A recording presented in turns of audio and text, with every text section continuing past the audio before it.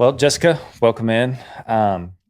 Let's first of all, you just kind of give me a background as far as like what got you into the industry. Where did your start kind of come from? What was that like?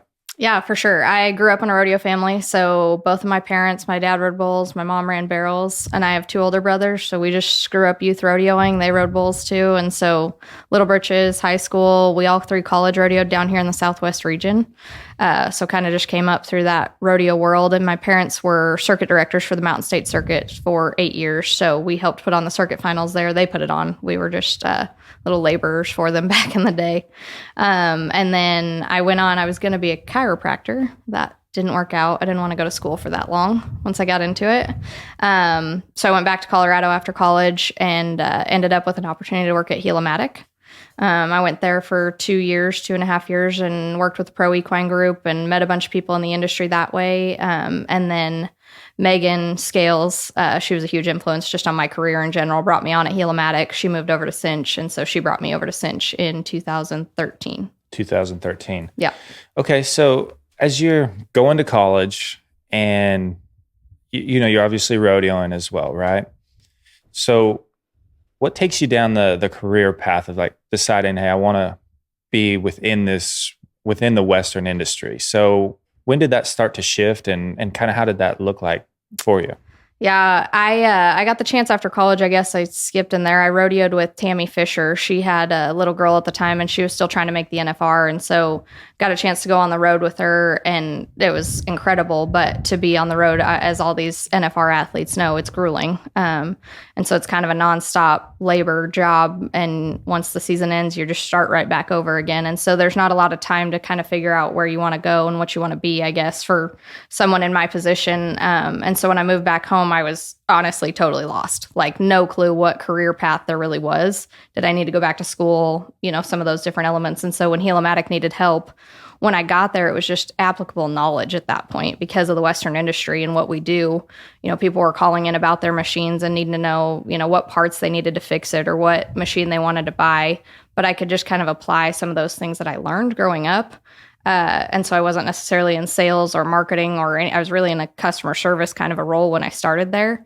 But the knowledge that the Western industry gives you as you grow up and things like that, I feel like just became applicable to what I was doing.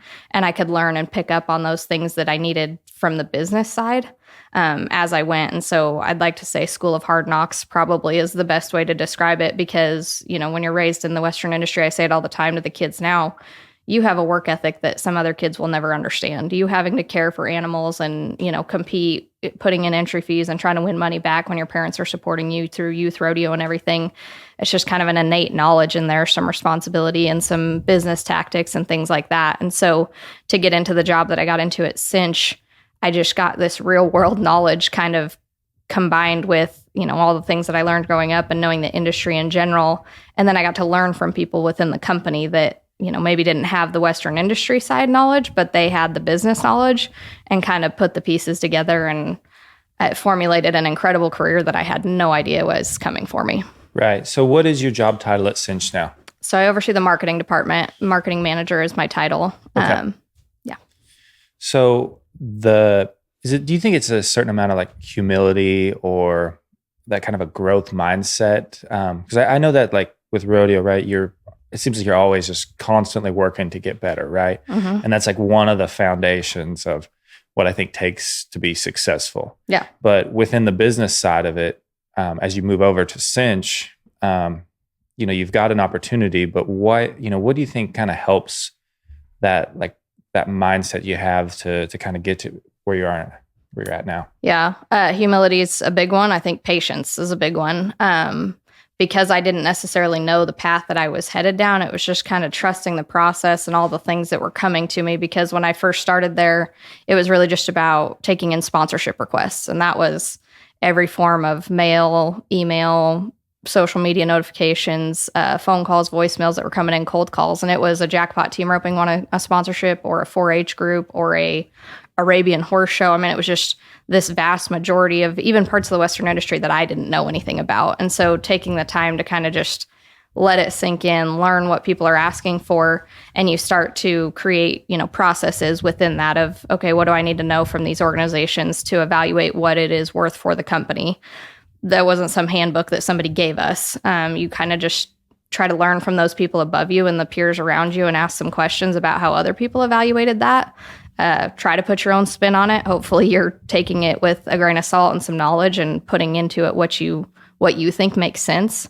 I think at the end of the day, that's probably one of the greatest thing our owner says all the time is, does it make sense? And that kind of gives you a good fallback of, does this amount of money for this amount of exposure, those different kinds of things in marketing. I didn't have some marketing degree where I learned a bunch of that, but you can kind of piece together, what does the risk outweigh the reward or vice versa? Right. So you can kind of put those things in there, but it took a lot of patience because you feel like everybody around you knows a lot more than you do. And if you'll sit back and take time to kind of absorb and learn and ask questions, you get to that point also. But it takes a lot of patience to kind of go down that road. What do you think allows you to have patience?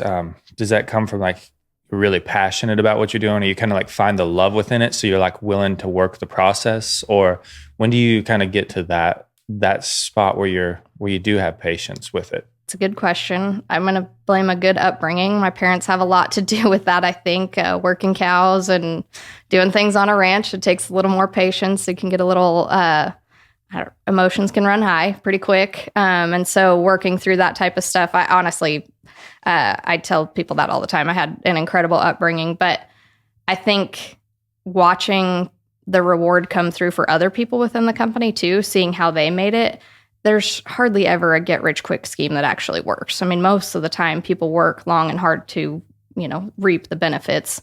And so there's a portion of that, I think, that I just saw people on long runways. And so, if you take time to sit and understand and learn, you could maybe find yourself in those seats one day. Do you think it was a culture thing with CINCH as far as like when you first come on board? Like, what was that atmosphere like? That, because obviously, I mean, you've been there for a while now, but it sounds like getting into it, it just seemed to kind of make sense, and it felt like you had purpose, but it also like, what was the culture like there earlier? What kind of got you hooked with, wanting to be there long term, or feeling like, hey, I'm part of something really unique, right? Honestly, the culture has been great because, and I'll say coming from Helimatic, which was just a smaller company at the time, it's not that you didn't have a lot of support. There just wasn't a lot of positions to be had. And so you didn't have a lot of people to lean on or to learn from. You kind of just learned through experiences and what happened in the day-to-day, week-to-week. And so moving over to CINCH is a significantly larger company, and just based on their output, obviously. And there was a big support group with it. I think there's 12 or 13 of us on the marketing team when I started. And so to be in a entry-level position on the marketing team, there was a lot of people to learn from. And they came from all different areas. It wasn't all Western industry. So you kind of got to learn a little bit about graphic design and how they get into it and how they understand our culture. And there was just support from everywhere. They would come and ask me questions because they knew that's how I grew up. And so if it was, does this heel shot look right? Or does this, saddle bronc riding picture, are they spurring correctly and things like that? There was a respect, I think a big amount of respect between each of us as employees, that you never felt like you were low man on the totem pole, and you never felt like somebody was over the top of you staring you down. So it was just kind of a supportive culture that gave you a chance to just take each experience and each event and everything that we did just kind of step by step and learn the process. And do you think a lot of people within like a supportive culture, they're that way because they are all wanting to improve and get better? Like they kind of see the big picture as well, like this company's going somewhere. It's a fun environment, but they like the direction of it, right? Absolutely. Yeah. And I think because, I'm going to say it because I love the Western industry, and I think we're all very supportive of one another in it, that truly was the case. There's plenty of people within, especially from the clothing side, when you think about design and product development, all of those, there's plenty of those that don't come from the Western industry at all. But there's a lot of them that embrace this side of what we, I think, have to offer just as a culture of the Western industry. And so there's a lot of support from one another, and you feel like everybody there is working towards the same goal. You never feel like you're in a fight with somebody for them to understand why you're doing that piece of your job or why they're, designing a certain style a certain way. Right. You said the word love. Like, I love the Western industry, right? At what point do you decide, hey, this is what I love to do? Or do you have like check-ins with yourself or do you remember those at that stage? Like, because I know that, especially going through like the college years, right? There's a lot of figuring out what you want to do. It seems like there's opportunity within this industry, but there's maybe not as much money as we hope sometimes. For sure. So finding good jobs and good careers it's kind of a challenge, right? Right. So I think the biggest way to be successful is to love what you're doing, Absolutely. right? Like you're going to be good at it if you love it. Yeah. Is there ways that you kind of like started to check on that? Like, hey, I love this, but I can't do this, or, from like the college years to CINCH, it was like, it really showed through for you. Right. I don't know that I could give you probably a defining moment other than as I got into my career at CINCH, because I never knew careers like this existed, to be honest. Like, I think maybe naive would be a good way to look at it from a college standpoint. Like, you don't realize that some of these people that work at these Western industry companies grew up doing it their whole lives, and that some of their, childhood upbringings or their knowledge through just growing up in it led them to a career. In my mind, you had to have a degree in what you were going to do. I feel like that's what they sell you in school. And so you feel like you need to go study something that's going to lead you to a career that's fruitful for your life. And you hope that you love it at the end, because they always say, if you love what you do, you never work a day in your life. I still believe, even though I love what I do work some days in my life. All of us do. But I think the check-ins now, I mean, there's certainly things like the oil industry will go boom, and it's like you could go basically sit in the security office and earn God knows how much an hour and just earn crazy amounts of money. But will you actually do anything to influence, other people's lives or help other people or do something that means something to you? Probably not. So, but like you said about, pay, it's not necessarily get rich overnight, but there's rarely a time when I'm at an event that I'm not happy with where I'm at. But I mean, I'm mostly surrounded by friends or family that, grew up in the industry as well, or we all have a like-minded, goal. And so at the end of the day, my worst day is working an event or a rodeo, and that's not a bad day in my life at all. Right. So for someone that's going through college or starting to seek out careers, and they're going to basically take these entry-level jobs within bigger companies, what would be some things that you that helped you along the way, or what would you kind of recommend to someone right there that's kind of starting to pursue a career? Yeah, first and foremost, I think the game has changed a little bit now, because with Jesse Jarvis coming out with Of the West, I feel like there's more information from companies for people looking to get those positions.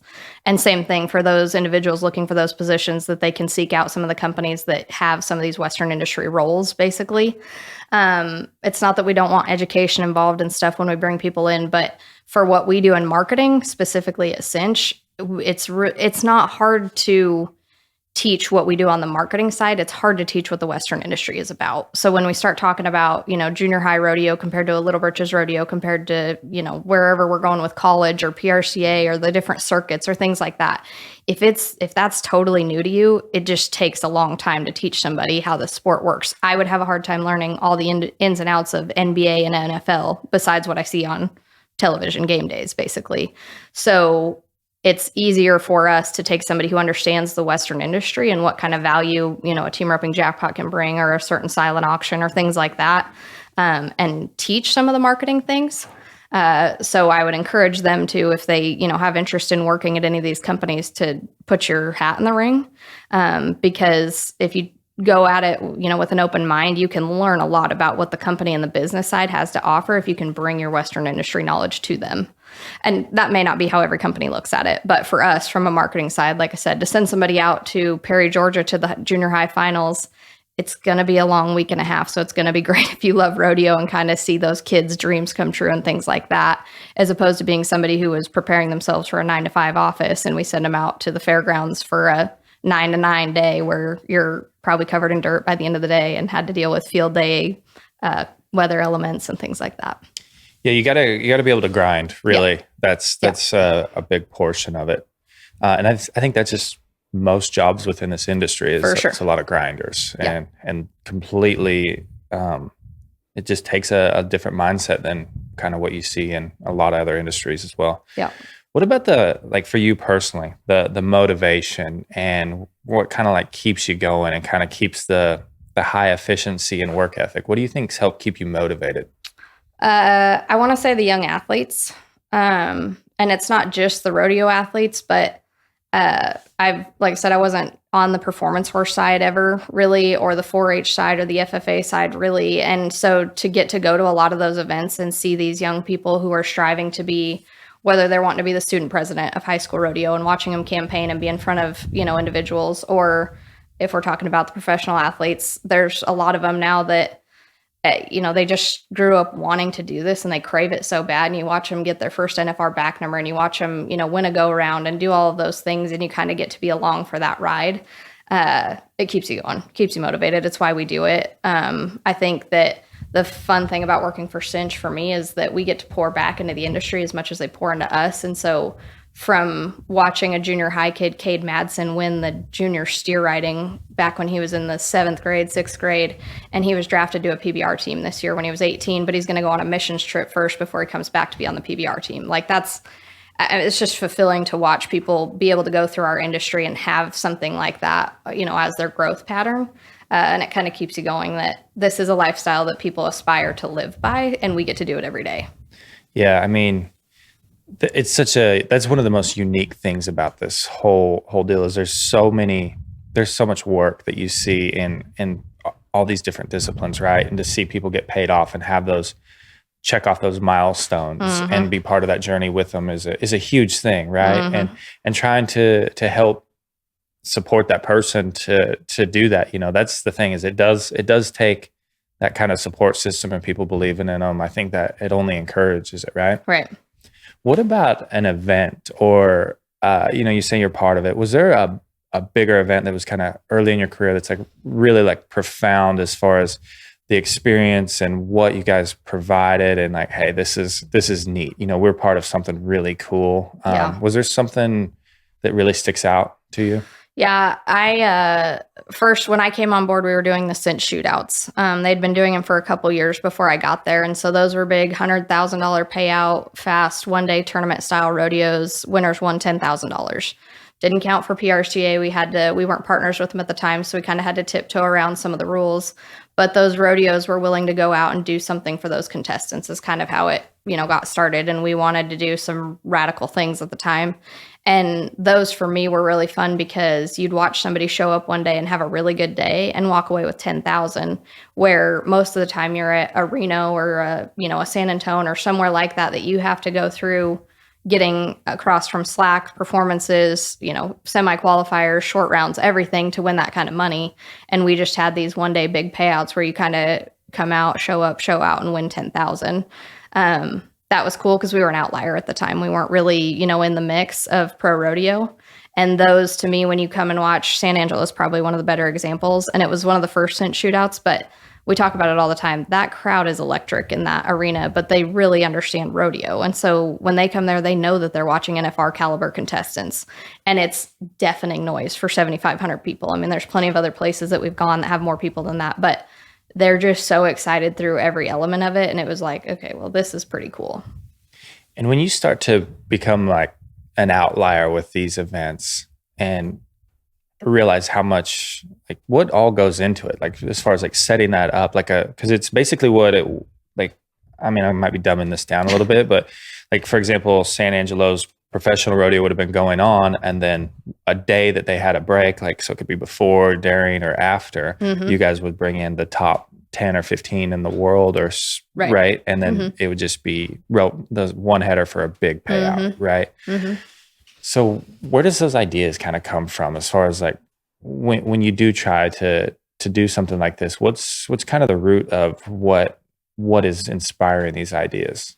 Yeah. And there's a lot of brains behind it. I get to talk about it. There's a lot of other brains behind it, but kind of the things that nobody else is doing. And in a fortunate way, we have some basically money set aside, or we've got, an owner that wants to put forth that funding to make something like that be a big splash.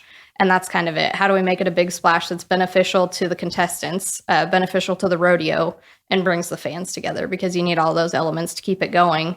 And it grew to the point, San Angelo right now, I mean, for the past 3 or 4 years, the shootout sells out, that and their short round day sells out in about 12 minutes the minute they put tickets on sales. So you create a demand around that, and that exciting atmosphere that you put into that day.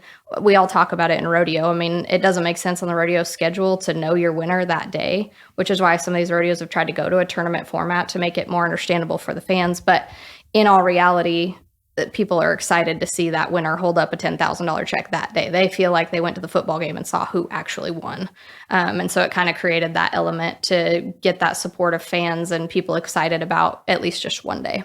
Yeah, showing a winner that day. There's so many rodeos. It's like, okay, well, a week from now, right? We'll start paying these guys. Yeah, or we don't know what they're going to win today, but they did good out of this. These 10 guys or whatever it is. Right.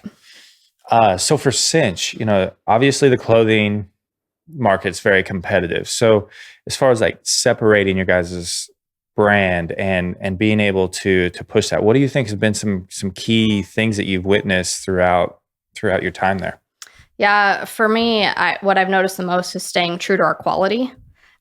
We've certainly stepped out and tried some products that, we have obviously more than just long sleeve shirts and jeans, but we've stepped out and tried some products and they didn't work, or they didn't meet our quality standards. We didn't make it.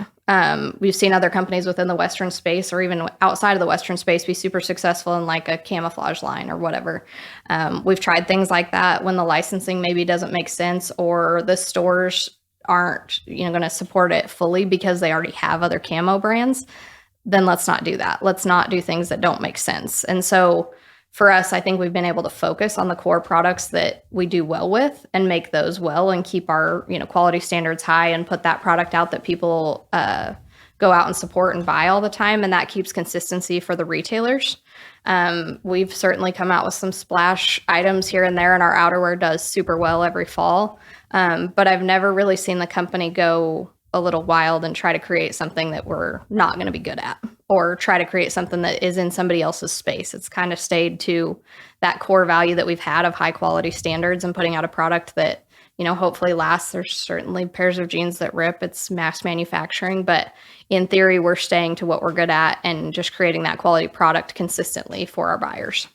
What about customer feedback and like involvement? You guys are at a lot of trade shows. I know you personally travel a lot. So how does that kind of work into it as well? Yeah, it's big. We hear all the time, obviously our sizing has always been a topic of discussion because originally we were made for kind of the steer wrestler team roper. So people always notice that we are one size bigger than most other brands. And it's funny because the XXL guy loves you if he can put himself in an extra large or a large.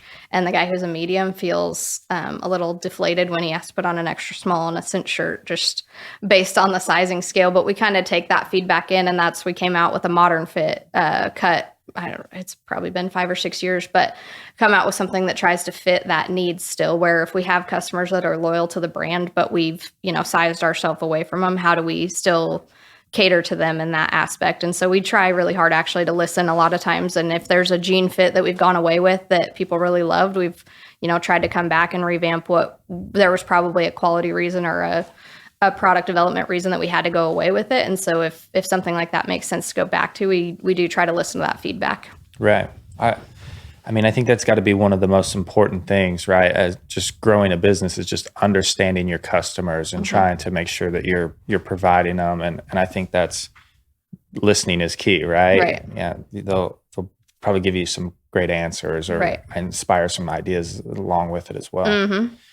What about, you get to work with a lot of endorsees and a lot of kind of producers and production side of it as well. So how do you try to maintain those relationships, and how does that kind of look to grow out to be successful within that, that aspect of the marketing side of it? Yeah. And that one's hard because number one, I don't like to say no. Number two, there's so many good opportunities, I think, in our industry because athlete wise, we have over 150 just on the rodeo side and the equine performance side put together. And that gives us such a good wingspan in the industry. And there's always more coming up. You know what I mean? There's plenty of guys that are still making the finals in their, later on in their career. And we've got 18-year-olds that are just sailing through breaking career season earning records that we want to bring on too. And so all of it, I think, is just a relationship standpoint, having a good communication set with all of the guys as individuals, kind of knowing where they're going and what they're doing, because some of them may not pro rodeo next year, but they're going to put on a lot of clinics and they're going to put on a lot of jackpots. And so it's keeping that communication and just knowing where everybody's going to be at, because then I feel like we lean on them when we start talking to producers and events and things going on. Are you going to go to this event? Is it as big as, the producer is selling it to be? Or what do you guys think of this format that they're going to put together? Things like that. And so communication is probably number one in what I do, whether that's with the individual athletes or producers. And a lot of times it just comes down to, how can we help? Because you can only slice a pie so many ways. So if you think about whatever marketing budget that every company has, how do we fit that in? Does it make sense? Going back to that, but does it make sense for our athletes too? Is it going to influx, what they're doing? Is it, if we sponsor this event, does it pay out and it ends up paying the athletes too? Is there a full circle to it where it kind of combines? Because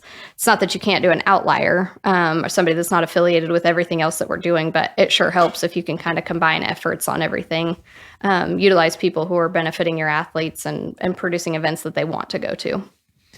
And what does it look like with social media over the last, as that's kind of came on, and like what do you look for within social media and how people are like representing themselves? Like what do you think is kind of an attractive way to represent yourself? Yeah, I tell people a lot. I get to speak at these Western Sports Foundation clinics, and there's a lot of young athletes there, and that question gets asked all the time. We don't try to look at it, we're not going to add somebody just because they have 50,000 followers. Look at the interaction of who the person is, and is it truly them? Because there's plenty of times that, over the last 10 years, you've been convinced that you need to have a certain presence on social media. You need to post a certain amount, or you need to say a certain amount of things about your sponsors. And I'll say it even true for us and myself with the way that we manage our athletes. If you're not good at organically posting about a product, don't necessarily go out there and write me some fake paragraph, because everybody's going to kind of know that that's not your personality. And you're going to maybe create fans, or you're going to create this false identity of yourself. So my advice is always just to be true to who you are, because if you're not good at social media, organic posts about your favorite pair of jeans, you may be really good about a roping tip, or you may be better at sharing some of your videos and trying to provide help to younger athletes, or going out and speaking at engagements better than social media. So kind of stick true to yourself and do what you're good at, and not try to be somebody else. Because if you're not, Casey Field, Tuff Cooper, these people that have a great social media presence, that's kind of organically them. Don't go out and try to be that just because you think that's getting them 20,000 followers or, interactions on their posts and whatnot. Yeah, be authentic. Correct. Yeah, just be yourself. Mm-hmm. And I think that's kind of the purpose of social media in general, right? Mm-hmm. You're kind of documenting what you're doing. I think that was the original design for it, but it's kind of got a little crazy since then. Yeah. But as far as, do you have mentors, or was there some advice kind of going like throughout your professional career that you like really helped you out, or how do you try to kind of take that in as far as like learning from people that are successful, or what does that look like for you? Yeah. And I don't want to go down naming any of them because I'll forget some, but I think back to communication, like amongst us all in the industry, we're all hopefully out for a similar goal on the marketing side if we're in one of these Western industry companies. And so there was a time when I first started it, CINCH, that we would go to a conference in Chicago, and it was companies from all over the place. It was more about learning, there's NBA owners of NBA buildings, or, marketing people within those teams that would talk about how they activate with their fans, how they push a sponsor. If you're at a baseball game and they do, the race around the field, or they hide something under the hat and they give away a gift card, how they do different activations. And so it was good to kind of look outside the industry for that. But I think, more relevant for us is to just communicate with other marketing individuals within our industry and kind of talk about what they're doing or what they're after, because their goals are going to be different based on the product that they're selling or pushing. And so it's just been kind of intriguing to know how they approach their athletes or their sponsorships or their marketing budget and kind of what they're doing. Sometimes it sparks ideas. Sometimes it makes you feel like you're in line with what other people are doing. And sometimes it makes you feel like maybe you could do something to influence what they're doing, whether it's a youth team or, some people put on their own events or create a specific product for, Durango coming out with PRCA boots or things like that. Just kind of listening and learning from what other people are doing within the industry is more what I feel like mentors me. There's a lot of individuals that do. So I don't want to, like I said, I don't want to start naming them, but. No, I like that.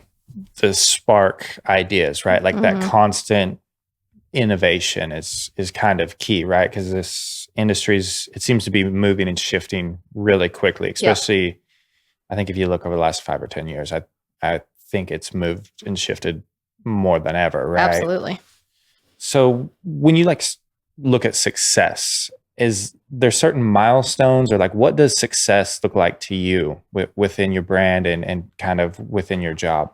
Yeah, I think it's engagement. NFR is a really big one, I think, for us because there's so many people out there, obviously. And so when we put together that booth and kind of do some interactions and activations with just people that we feel like are specifically coming to look for that product, paying attention to, what their needs are and things like that. But as our booth has grown there at NFR, specifically Cowboy Christmas, but our presence at the South Point and stuff too, we put a coupon code in there. How many people are getting that and interacting truly with the brand? And I'm sure there's other elements of measuring success that are probably more kosher to the business world. But for me, it's just watching how many people are truly interacting with the brand. Because high school rodeo is a great example. There's a point where you can get stale in a partnership because you keep doing the same thing. You order the same banners, you put together the same prize pack, you do the same thing year over year, and you're getting new generations of kids and parents and things like that who haven't necessarily seen it, but you're also not doing anything to grab their attention anymore because you grabbed the attention of those 10 years ago. And so kind of watching that too, you can see when people get bored or they start shopping around to other locations or they go to other booths and look at, they're not loyal to your brand anymore as a partner. And so kind of watching that interaction and that engagement, I feel like is how we measure it. Right. And that attention, knowing where attention is at, I think that's one of the key things, right? To building a brand and maintaining a brand, right? It's just seeing where attention is. And that's probably one of the most unique things that you get to do is you're innovating those ways where you get to acquire attention or kind of be at the forefront of that as well. Right. What about consistency as far as out of you, what role does that play in being successful, you think? Yeah, and that's a big one too, because we joke about it. We see the same lead, don't follow kind of commercials, or we see the same branding, or we see the same kind of artwork come out of our stuff all the time. It's like, man, I want to really change this up. Maybe we should change our colors. Maybe we should come up with a new tagline. But that's what makes us a brand is our, that consistent, you're going to always see that crest or that lead don't follow, and you're going to know it's affiliated with CINCH if we've done our job right over the last however many years of branding. And so there's a certain amount of that where you have to slow yourself down because from a marketing role, and I think wanting to be in a creative role, you get yourself wanting to just do something that really makes a splash and really grabs their attention. But if you go so far as to change up what you've done the whole time and change up your branding or change the look, it's not that you can't, but you have to find some consistency in there too. And I go back to the patience thing of just you see it every single day, but not everybody else does. It's coming across them maybe once in every 25 times that you see it. We're looking at it every single day because that's what our 9 to 5 looks like.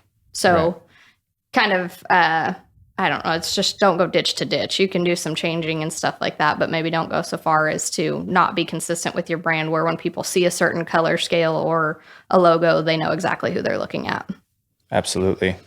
What about challenges and setbacks? How do you try to look at challenges or setbacks or even failures? How do you try to address those? I think they happen more often than any of us talk about because we're going to talk about our successes much more than we're going to talk about our failures. But don't let them fall to the wayside, obviously. And we try to sit down as a group pretty often post-event or post, certain seasons, summer, NFR, some of those different timeframes and really sit down and look at, what works and what doesn't. From a design standpoint, that group, after our sales team gets through with the selling season, they immediately sit down and look at best sellers or items that didn't meet a minimum quantity buy. And was it the quality of the product? Was it the design we put on it? Was it the timing of it during, if we try to put a short sleeve in too late in the year, too early in the year, depending on, different areas, regions of the US that they didn't buy it. So they have constant follow-up meetings as far as that and just try to really gauge what's working well and what isn't. And I think from the marketing standpoint, we do the same thing. Sit down and, we may have tried something new on a giveaway item or, tried something new on a sponsorship. And it's like, man, that didn't really yield the kind of attention or the kind of ROI that we thought we would get out of it. And so just using those as learning experiences and keeping notes of them, because a couple years from now, you might have the same idea and you might be like, we actually tried that and it didn't work. A lot of accountability too, right? Within it, and just assessing everything is kind of important. As far as like networking and professionals, like, you're well connected within so many aspects of the industry, right? It's not like we're just stuck to team roping or barrel racing. How important is networking, and how have you tried to look at that, like networking within each, specific spots of the industry, but also as a whole too? How do you try to look at the networking side of things? Yeah, and that one's funny for me because people have told me I'm a great extrovert. I'm very introverted. I love to communicate with people, but like my circle, I was never a very good, like wide open, go talk to a big group of people when I first got into this industry. And I had to learn that you're just going to have to overcome that, because talking to people is going to be the way that you kind of learn more about events. And it's funny how some things get so intertwined. The APHA, for example, how they do the cowgirl gathering, which plays into, certain aspects of rodeo and Western and performance horse that you wouldn't have probably thought you'd see APHA involved in. And if you have those open conversations and that, kind of networking, you learn about things that are new opportunities that could be big for your brand to be involved in, or you see where some of your sponsored athletes are about to be involved with this big thing that's coming down the pipeline. And it's kind of keeping that open mind to the networking, because there's plenty of times if people weren't in my circle that I wasn't quite as open-minded to the conversation, and you never know what you're going to learn or what you're going to hear or what might benefit you in your job because you were, willing to have a conversation with someone. And so that networking, I think it's important in any job, but I think in our industry, the way that we all kind of accept one another and, we make friends with people that are friends with, your mutual groups, it has benefited every company, I think, tenfold because of that. But you do have to be open-minded to it. And you also, if you're introverted like me, you just have to find your comfort zone. There's times that I have to kind of be a recluse and go back to my corner because I'm not that extroverted person, but it's incredibly important to business. So your circle, right? That's a big thing. How important is it to have a kind of a group around you that you can kind of trust and talk about at least certain aspects that, that you wouldn't really share with anyone, right? Yeah. And then because you got to get good feedback, right? So how have you tried to develop that, like kind of the friendships or a few people that you'll kind of keep, essentially just talk through and work through things, right? Right. Yeah, that's also insanely important. And honestly, to me, it's a gut feeling. Because as much as I do love our Western industry, no matter what kind of world you're living in, there's always a snake in the grass somewhere. So you sometimes have to be careful about the people that are asking you questions about your business. I mean, there's plenty of times that somebody is out to learn what you're doing so they can try to take the idea from you or, jump in front of you on stopping the progress or something like that. Not very often, but it happens. So learning, more about people, taking time to get to know them, to feel like you do have that circle you can trust. And then leaning into that once you feel like you've found it, because that you have to have it. You have to be able to bounce those ideas off of other people and see what's worked. And for me, it's always been, those of the generation before us that's kind of laid the path. I feel like I lean into them a lot more than I do people my own age. And I have plenty of friends my own age in these roles and that I lean on, but I think I lean into those who have done it before because they've probably learned a lesson or two from something I'm about to try to do that I could learn something from. Right. And do you think it's good to be aggressive with opportunities? I know does it make sense, right? Like that, what a great thing to say before, you ask Any yourself. Big decision. Yeah. But how aggressive do you like to be? Or is there, because personally, I know I'm extremely aggressive with the business, but I know that it can be a hindrance, right? Like there's times that it can lead to major mistakes. Right. And so how do you try to balance that as far as like, how important is being aggressive with opportunities? Yeah, I think we always go back to risk versus reward. If the risk is not something that we feel like is going to be detrimental to our brand, to our business, there's certainly times where we're like, let's try it. See what happens. I'm not going to say that Sioux Falls, the CINCH playoffs was that completely, but it was a lot of money, and it was something that existed before, but not with that kind of a payout and not with us being the ones to do it. And something like that, it is risky, but can we back our risk? So if we don't get the reward out of it, we'll find our way out of it. Basically, if there's an escape strategy, then we can still take that. I think not being too outlandish with taking risks, but certainly worth taking risks, because I don't think you get some of the big rewards without it. Well, let's talk about Sioux Falls, because this was a huge impact on the industry, right? Yeah. There's a handful of guys that are making the NFR because of it, and I think just explain this to me a little bit. Kind of take me through the idea, like how this come about. Yeah. Really with our owner and our general manager that we contract with on rodeo production, let's do something big was kind of the initial runway for it. We partnered with the PRCA back in 2018, and we were able to put on the tour finale when Puyallup couldn't in 2020 during COVID, obviously. So there was a lot of places that couldn't. We took it to South Dakota. We were able to put something like that on. We got a ton of branding, and we got to produce that front to back. And it was like, okay, we want to do that again, but we can't take something that, it was just the COVID year. It already existed and it already had a home. And so we started working then on how do we, put this back together and make a big splash and put this big payout, because really what's driving us is other sports. So NFL and NBA and MLB, there's all these playoff scenarios where it's crunch time, and the team that's going to make it, the guy that's going to make it, any of that it's true sports culture, basically, to have that. And we don't necessarily have that in rodeo. Dang sure the last few weeks of rodeo regular season are exciting, but there wasn't anything that could probably take you from 20th in the world to 14th in the world. Yeah, and one more thing I'll add to it right quick. There's been times where there'd be like a small rodeo where someone's and if they do good there, they're going to be into making the finals, right? So that's kind of how the season was wrapping up naturally. So now it's like you've got a platform where essentially you're putting those athletes in that spot where it's that make or break moment for a handful of bubble guys, essentially, in each event, right? Yeah. And we knew this year, they did it in Dallas. They've done it in Omaha. Like I said, it's never been this big of a payout. But there used to be a format that kind of helped push people at that very end. The difference with this one, and it will come to fruition more in 2024, as guys learned you can't miss a tour rodeo throughout the year, because it made such a big difference for some of those guys that were right inside the top 15 that didn't make it. And some of the guys that were right outside that got to Vegas because of it, they will rodeo differently in 2024 because of that. And it was hard for us because we knew what was coming with this big payout and all of these things. But just as the nature of rodeo, I feel like goes, some guys weren't paying attention that there's always been this tour standings. Nobody really, even with our announcement last September, really paid attention and knew what was coming down the pipeline for them. And there's some guys that knew right away, and they ducked off to those Arcadia, Floridas and Montgomery, Alabamas, along with your Houston and San Antonio and Denver and everything else that counted, and really rodeoed strategically. And so I think we're going to see that in 2024, where you see guys really putting in the effort to get to those tour rodeos and make sure that if they can, they're getting to Sioux Falls. Well, yeah, that's got to be a priority. And I think a couple of challenges with that is the fact that, and it just seems like the Cowboys' perspective might be it's always changing, right? That's always. It's so different year to year.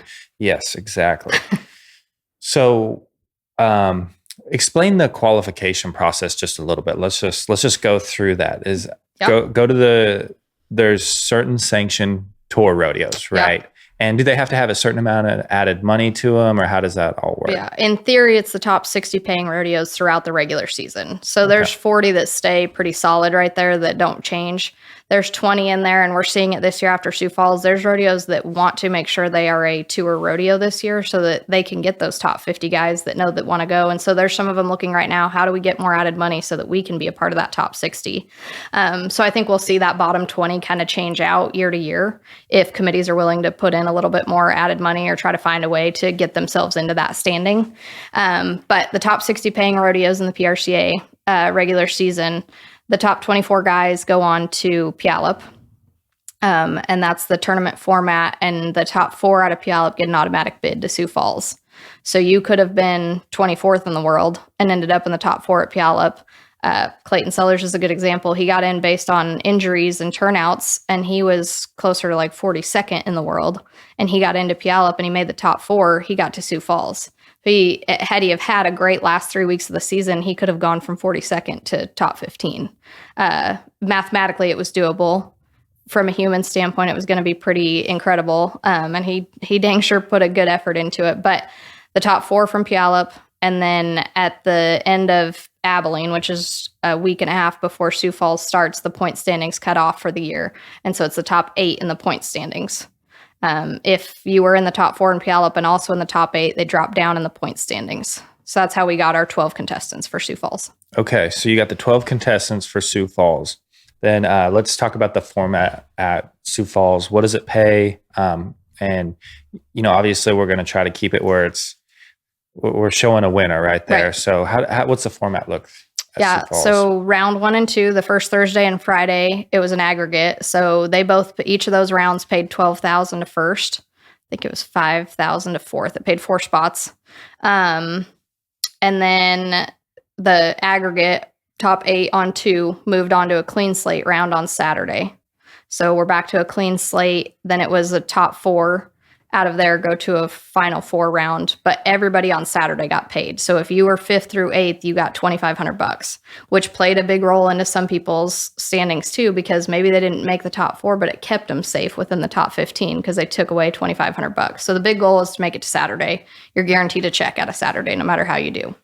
And so then the top 4 go to another clean slate round on Saturday night, and that winner won $25,000. So I think it was 25, 12, 10, and 8. I'd have to go back and look. Which, is a huge amount of money. Obviously, like Logan Medlin is a perfect example. He never fist pumps, but maybe once or twice in his whole career. I was teasing him about it, but he's excited, and so it's one of those wins. It's a huge win for the team, and you do get to see that emotion, as much emotion there as I would say comparable to NFR, right? Yeah. And I think that's kind of this unique aspect of it is you've created a huge event that has a ripple effect, right? Like, was that the goal? Like, did you know that was kind of what we were going to see coming in, or what did you? Yeah. And we were apprehensive about it because we knew we were going to make some NFR dreams come true, and we knew we were going to crush some NFR dreams. And it was honestly, from a production standpoint, like at Ryder Stanford ended up making it 15th, but if you could have seen his face when it was going from the 8 to the 4 round, and he didn't make the 4 round, he knew he needed money.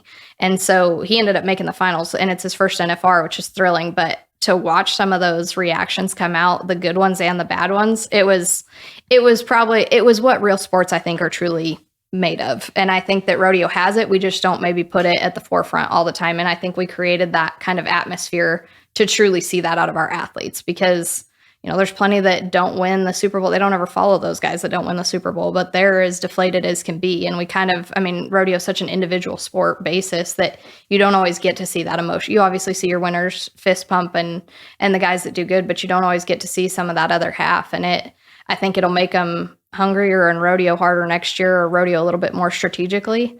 And I think there's others that they may never have had this dream come true without it. Right. Well, and the other thing that happens is, like you said, the 40th through the 60 rodeos, they start adding more money, right? Well, that's just more money into the Cowboys' pocket, right? More money into the industry. And I think that's what's so unique about this is you've got a dramatic finals or, format, right? Or that aspect alone is really unique, but it looks like it's something that you can build on, right? It's like now guys can plan on it. They kind of know what to expect coming into it. Right. And then something as well as like planning for it all year long too. I think that's a really, really unique thing. Yeah. And that's the hope. It influxes the entire industry. Makes guys want to keep going through the end of the year. There's some of those guys that you may not feel like when you're 25th that you're even going to have a chance mathematically. It changes it. It keeps people on the road. It keeps them going to those end of the year rodeos. And it hopefully makes those rodeos want to step up, like I said, be a part of the series. Or if you're in the series, it makes you want to elevate your game there too, which is ideal. If one person wins in it, hopefully the entire industry wins out of it. On a personal level, what does that feel like to be involved in something like that? You know what I mean? this is maybe as big of an impact as you can make Yeah. in rodeo as a sport, right? Like, Yeah. I mean, it's definitely probably the biggest splash of the entire year, right? Yeah. Wildly fulfilling. And I mean, most people would never know the amount that our small team put into the production because it wasn't some large committee of people. I mean, there's probably, I'd say 10 or 12 of us that were on it full form for a year. And we had tons of help, endless amounts of help when we got to the event. But the amount of planning that went into it and just the thought process behind working with the PRCA and making sure the contestants had as much information as they could and planning and preparing for each of those pieces, it was very fruitful at the end of it. To watch and Emily Beisel get so emotional. She didn't take her good horse up there. She has plenty of good horses, so I won't even call one a backup, but she took another horse up there and won $43,000. She proved to herself that she has another one in the trailer that's capable of winning and doing all these things. And that personal fulfillment, Logan Medlin being one that doesn't always fist pump, every single one of them to sit there and meet the governor of South Dakota and be just over the moon about an opportunity like that when the state comes in and supports them. For me to be that close and to be able to touch all of those elements was extremely fulfilling on a personal standpoint. It was pretty impressive. It was cool. What about the actual governor being involved, and so what does that kind of look like? Because I mean, that's not something have we ever seen anything like that really? I don't think so. Not that I'm aware of. Right. When we first started with the idea, it was where are we going to hold it? And there's countless amounts of locations across the U.S. that you can take an event like that, not countless that are going to support you back. And so, you think about Texas and Oklahoma being, pretty Western industry centric places. They don't always come out and support an event like that, but you can't take it quite so far as, LA or somewhere crazy, far east that you think you're going to get all those ticket buyers. You kind of got to find that middle ground, I felt like, on that. But the most important was the support from the state, because obviously we're going to bring an influx into their cities and their towns and stuff like that. And so we went to the governor's office with it there in South Dakota. Our general manager did, and it really was not even a hesitation of wanting to support it. She was on board to help when we brought the tour finale there in 2020 when no one else was open to even having events that gathered a bunch of people. She was on board with it then. And so we worked with her on, where it made the most sense and kind of got with the venue there at the Denny Sanford. And her office has been in support and on board the entire time. We communicated more with them on production than, a lot of other people would guess. And when she came in on Saturday, she rolled in ready to carry the American flag, be a part of the ceremony, be on the Cowboy Channel. There was no hesitation. There was no, I'm too important for that, or I don't have time for it. She made that a mainstay in her schedule for September. That's pretty impressive. I mean, I think to understand like what goes into production, like a whole rodeo production, right? That's huge. It's this huge undertaking, right? And then the idea of getting this amount of money to a payout and to have a state involved in all of it. And it seems like it's got a really strong foundation to it, right? Where I think that's the other thing you see with some of these events is like, well, how are they going to do it again? Right. You know what I mean? And it looks like it might not be a big win, but from everything I've seen with this so far, it has to feel like a big win, right? Yeah. Like as far as the marketing goes, as far as what you're able to accomplish, right? Yeah, I think so. I think honestly, we felt like we struggled probably 6 months ago to get people to maybe understand what big of an impact we thought this was going to bring to the industry, what it was going to do to the standings, what it was going to do for some contestants that were number 5 that might jump to number 1, what it might do to get people to their first NFR, and what it would do with the support we had from the state of South Dakota. It's hard to know if you're going to get 10 people in the stands or 5,000. And by Saturday night, we felt pretty dang good about having a little over 4,500 people in the stands, close to 5,000 on our first year, when they don't maybe know all those athletes, or maybe they're true fans of rodeo. We kind of had that split mix in there. But we've found, I think, a city that embraces what rodeo has to offer, and then they got to see the excitement behind it because it truly was an nth hour final qualification. They got to see that raw emotion firsthand, and so I think we've built kind of that support system of ticket buyers that'll be back next year to make sure and watch it all play out for 3 days. Yeah, I think you've hit it, something that's very similar to a Las Vegas feel, right? Yeah. And I think that's the biggest impact on our industry. Absolutely. And so it's pretty impressive to see all that go. So. Yeah. Well, Jessica, thank you so much. I appreciate it. Thank you. You want to add anything? No, I mean, it's things like this that influx our industry, getting that information out there and just being able to talk and the things that you guys are producing and putting out there. So I'm just happy to be on it. No, I appreciate you coming on. Thanks again. Yeah.